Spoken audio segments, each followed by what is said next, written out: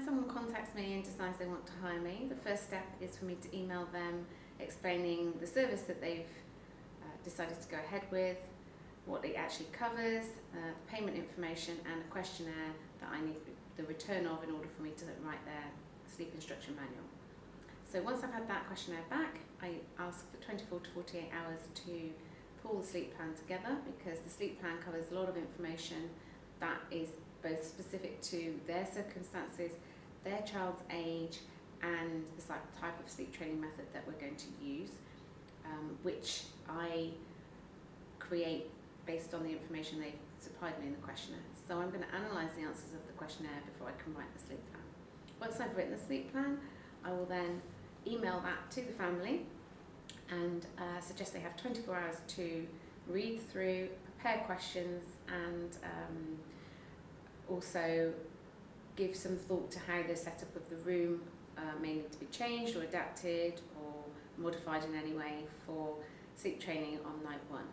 And then my suggestion to the family is that sleep training night 1 happens on the day of our consultation. So for example, if bedtime is 7:30, we ideally want to finish our sleep consultation by 5 p.m. to give them some time to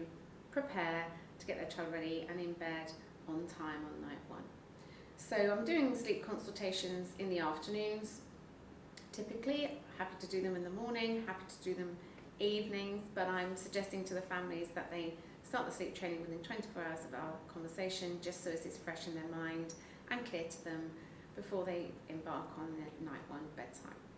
And then what happens, we catch up the subsequent day of the bedtime night 1, so day 1 essentially, and we have a phone call where I go through with them how bedtime went and how any overnight wake-ups happen, and maybe if they're young babies, if they've already had a nap, how that nap progress went. Talk to them about what to do next in terms of the rest of the day and how to tackle bedtime number 2. And then we will do the same on day 2. And then from then on, usually we agree our structure as to whether the next day will be a message interaction or phone call, depending on the client's preference, how confident they're feeling, how much progress their child's making. And usually what I find is that parents start to feel empowered and start to feel confident as soon as their child makes some progress towards the objectives they've set, towards the outcomes that they want to achieve. Whilst they're seeing that progress, they're feeling energized and reassured that their child's sleep is improving in a really short amount of time. So often they feel less reliant on me. So my expectation is the reliance on me is pretty high at the start and it starts to tail off. Often I'm chasing up people towards the end of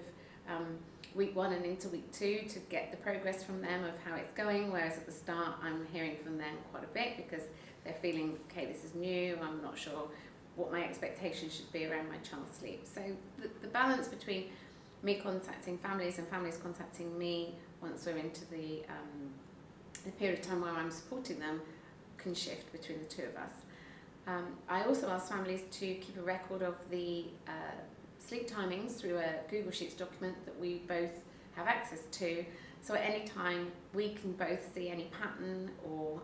development of progress, and also I can tell them, okay, I noticed that child woke up at this time, so this time should be their nap, or this time should be their bedtime in accordance with that, as opposed to the families needing to contact me and reach out and ask those questions. So it's a really good way for us to both be aware of what's happening and also for me to help the families to know that the timings are right, aligned to the previous sleeping time.